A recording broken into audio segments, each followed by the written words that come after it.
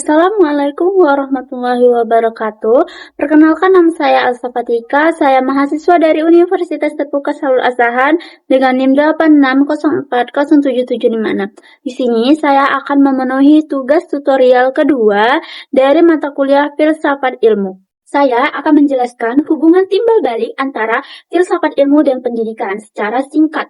Materi yang pertama yang akan saya jelaskan yaitu bagaimana filsafat ilmu mengawasi dan memperkuat eksistensi keilmiahan serta nilai-nilai dalam ilmu pendidikan.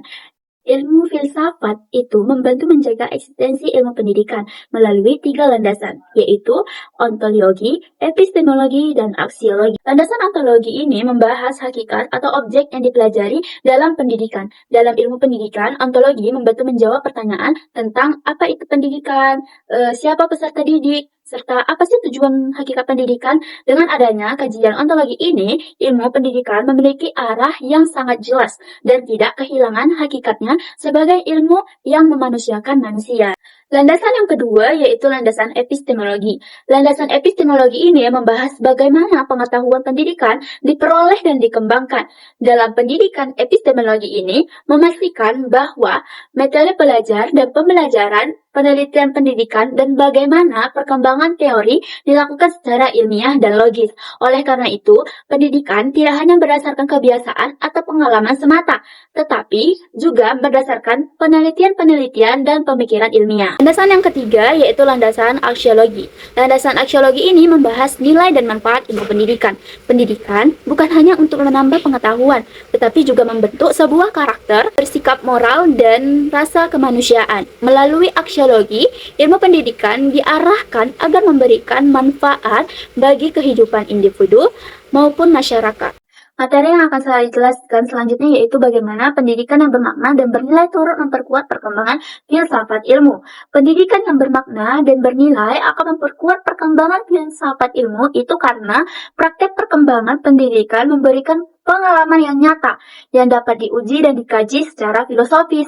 Dari proses pendidikan sendiri muncul berbagai pemikiran-pemikiran baru tentang cara belajar manusia, hubungan guru dan peserta didik, perkembangan teknologi pendidikan, hingga nilai moral dan pembelajaran. Nah, dengan demikian, pendidikan menjadi tempat penerapan sekaligus perkembangan dari filsafat ilmu itu.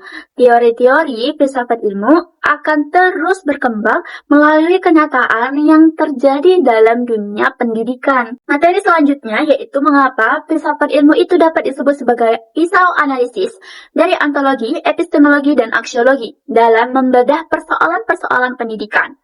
Filsafat ilmu itu disebut sebagai pisau analisis karena mampu membedah persoalan pendidikan secara mendalam melalui 3 pendekatan utama. Dari ontologi sendiri digunakan untuk menganalisis hakikat masalah dari pendidikan itu. Contohnya, apakah peserta didik itu dipandang sebagai objek atau objek pembelajaran?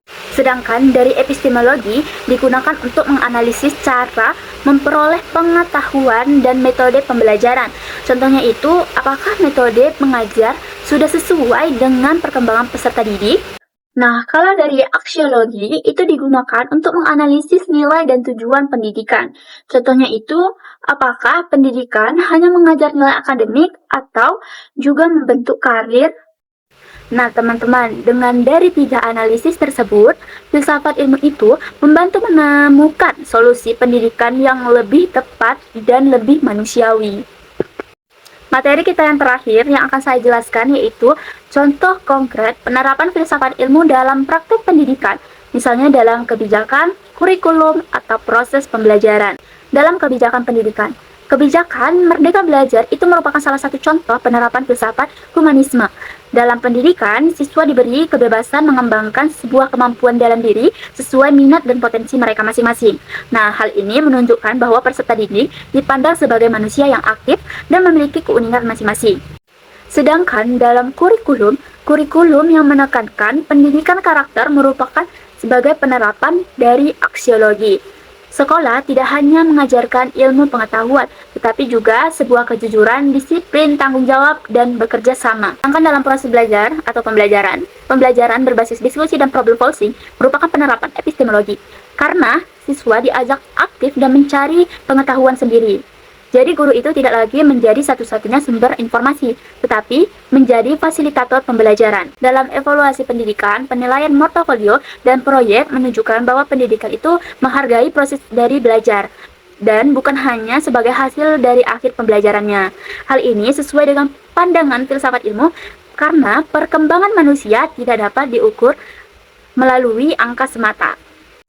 Nah, jadi filsafat ilmu itu memiliki peran yang sangat penting dalam memperkuat ilmu pendidikan melalui landasan ontologi, epistemologi, dan aksiologi.